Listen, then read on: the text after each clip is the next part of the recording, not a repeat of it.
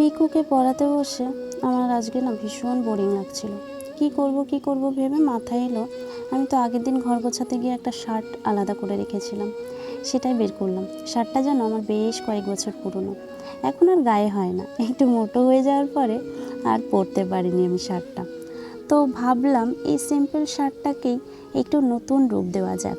তো ভেবে ভেবে একটা ডিজাইন আমি বের করেছি, সেটাই শুরু করলাম। তবে ওটা কিন্তু একদিনে হয়নি, আমার আগের দিন শুরু করেছি, পরের দিন শেষ হয়েছে।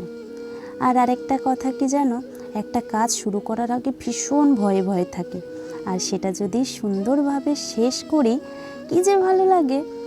ভালোভাবে কমপ্লিট হলে সেটার থেকে প্রাপ্তি আর কিছু হয় না।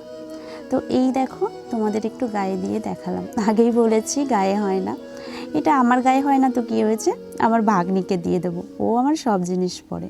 তো এটা কেমন হয়েছে অবশ্যই জানিও।